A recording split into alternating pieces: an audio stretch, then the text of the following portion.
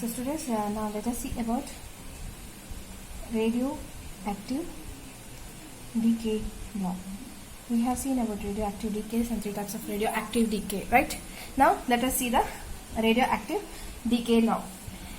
It states that rate of disintegration of a radioactive element, rate of disintegration of radioactive element is directly proportional to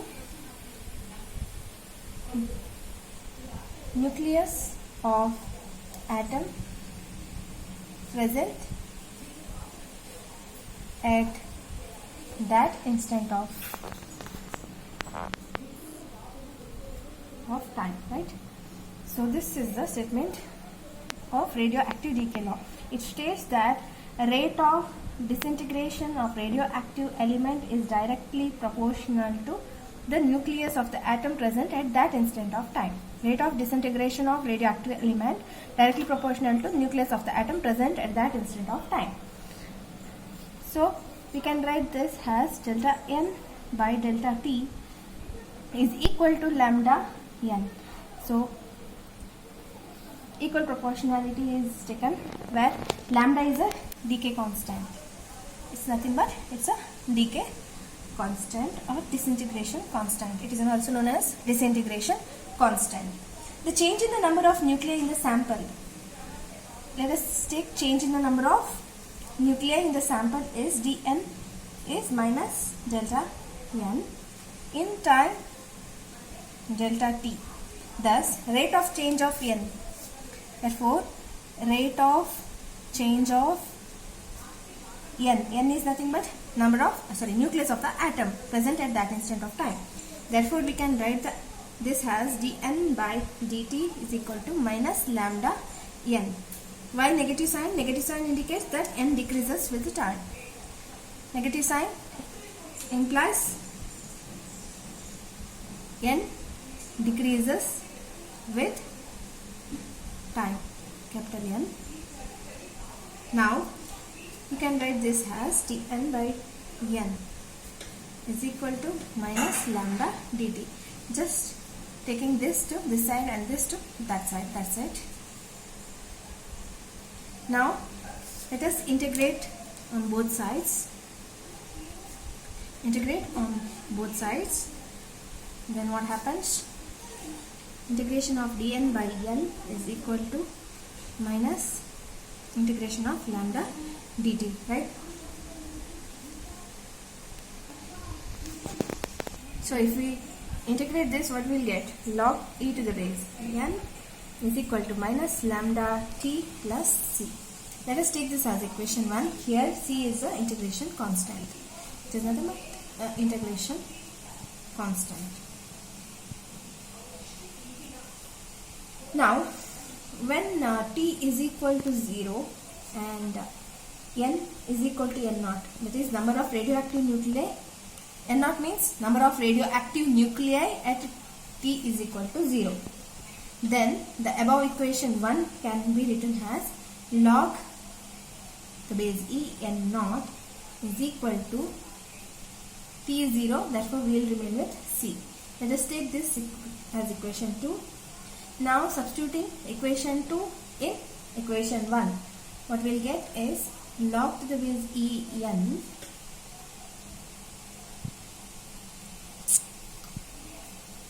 is equal to minus lambda t plus log to the base e n naught. Now if you take this log together, you will get log to the base e n minus log to the base e n naught is equal to minus lambda t, or you can write the same as log to the base e n by n naught is equal to minus lambda t. Once again you can write the same as n by n naught. If you take the log to the other side, you will get e to the power of minus lambda t, which implies n can be written as n naught e to the power of minus lambda t. This shows that number of radioactive nuclei in the sample decreases exponentially with the time and it decays completely after infinite time, that is at t is equal to infinity, it completely decays. So this is the radioactive decay law.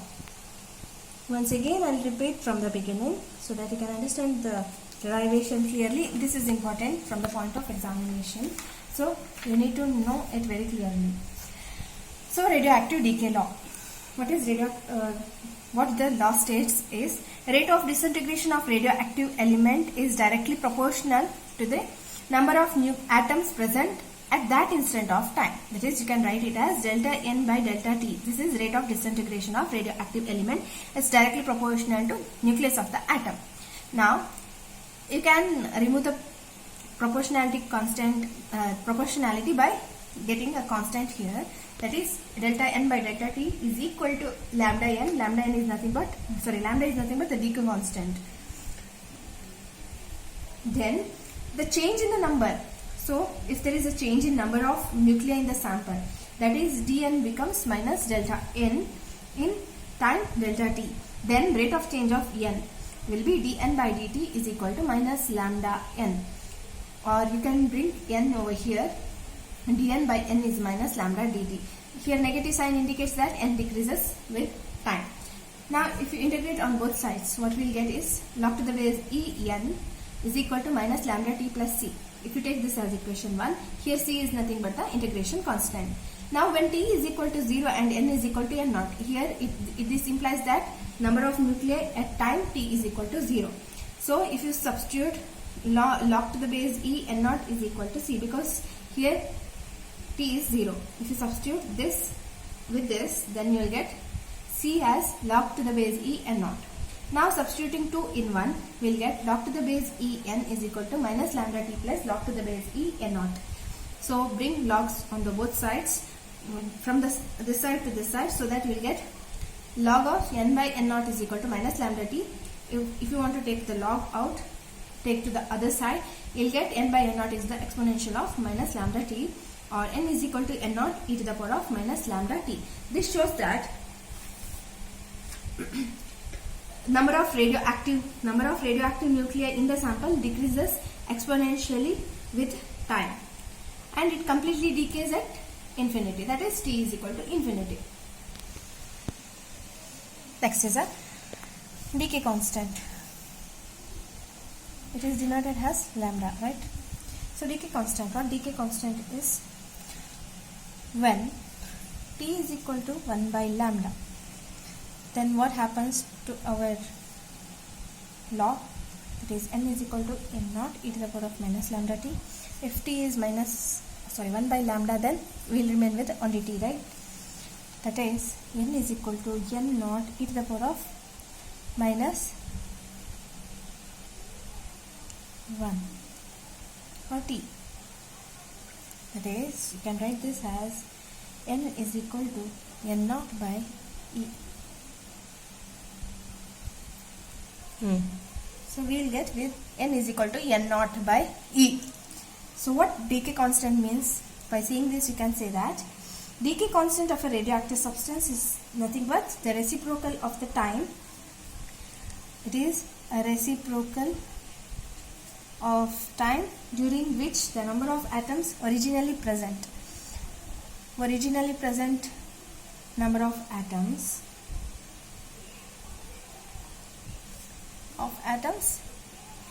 decreases to 1 by e times of its initial value.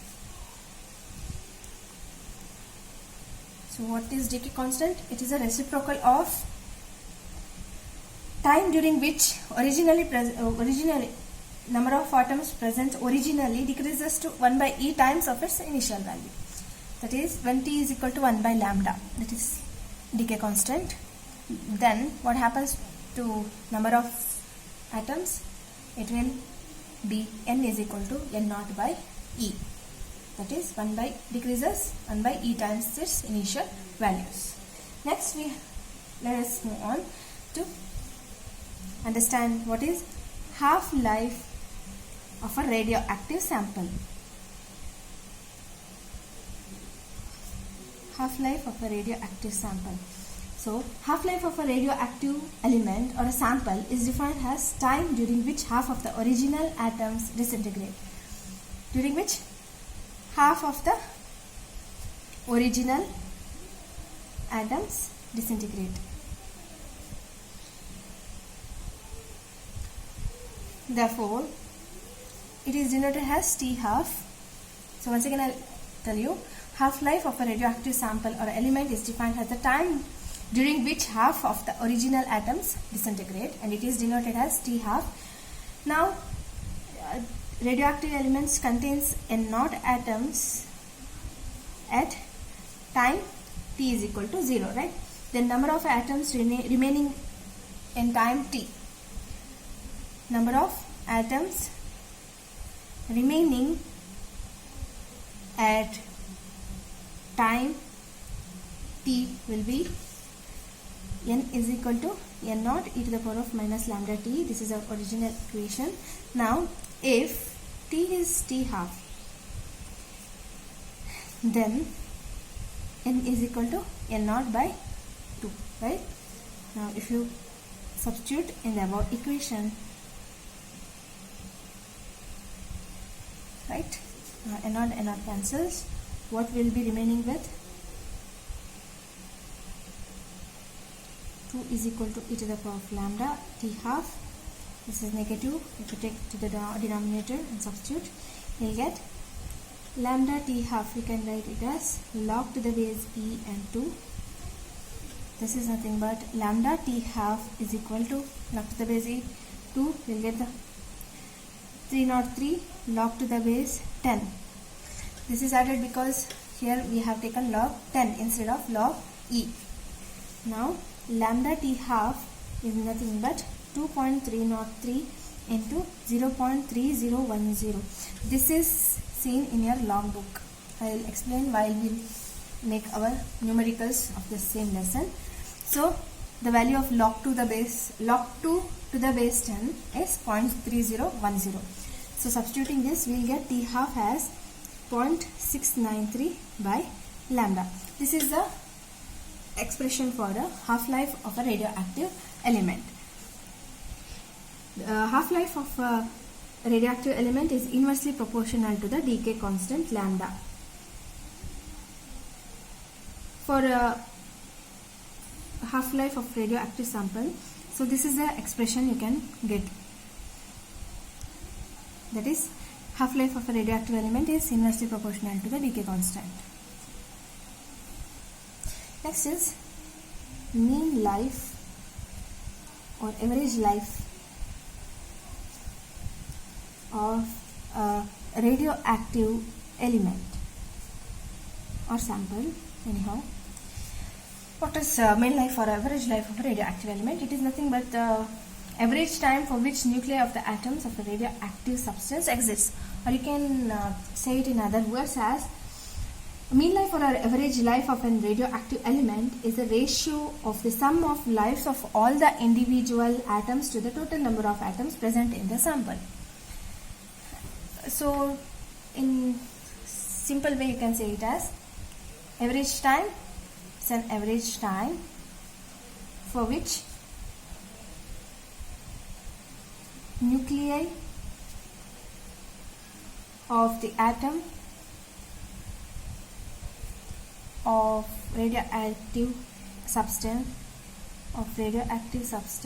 exists. It is denoted as tau. So it is nothing but 1 by lambda. But we know that T half is equal to 0.693 lambda. Just we have arrived, right? So 1 by lambda is nothing but tau. We can write T half as 0.693 tau. Tau is equal to T half by 0.693. 1 by 0.693 is nothing but 1.44 into T half. So we arrived at the expression for average life or mean life of a radioactive sample. What this implies is average life or a mean life of a radioactive sample is 1.44 times the half-life of the sample. 1.44 times the half-life of the sample. So this is nothing but mean life or average life of a radioactive element. Now let us see some of the units for the radioactivity.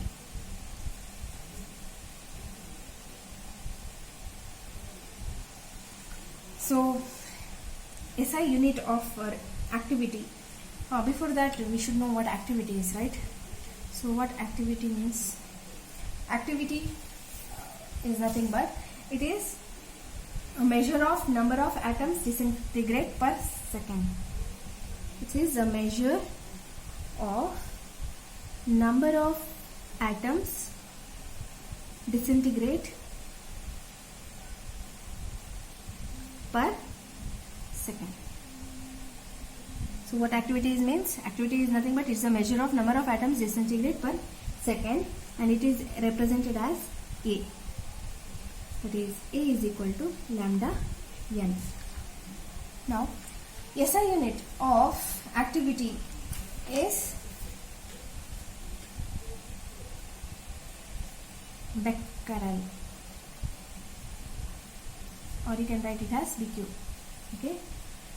Now 1 becquerel is equal to 1 disintegration per second. Then practical unit of activity is Curie, or you can write it as CI, capital CI. So 1 Curie is nothing but 3.7 into 10 power 10 disintegration per second, or you can write it as 1 Curie as 3.7 into 10 raised to 10 becquerel, because becquerel is nothing but 1 disintegration per second. So instead of the 1 disintegration per second, we can write becquerel. Now the activity of a radioactive nuclide is said to be 1 Curie when 3.7 into 10 raised to 10 disintegration takes place in every 1 second. Using this you can define 1 Curie. The activity of a radioactive nuclei is said to be 1 Curie when 3.7 into 10 raised to 10 disintegration takes place per 1 second. You can write in other ways also 1 millicurie. It can be represented as millicurie. It is 10 raised to minus 3 Curie, or 3.7 into 10 raised to 7 becquerel. If in case of microcurie, you can represent it as this way, which is nothing but 10 to the ratio minus 6, or 3.7 into 10 raised to 4 becquerel. There is also another unit. So one of the unit is becquerel, but practical unit will take as Curie, and there is one more unit that is known as Rutherford. I think everyone are familiar with this name, Rutherford. So one more unit is Rutherford. 1 Rutherford is nothing but 10 raised to 6 disintegration per second. Now the activity of a radioactive nuclide is said to be 1 Rutherford when 10 raised to, sorry, this is wrong.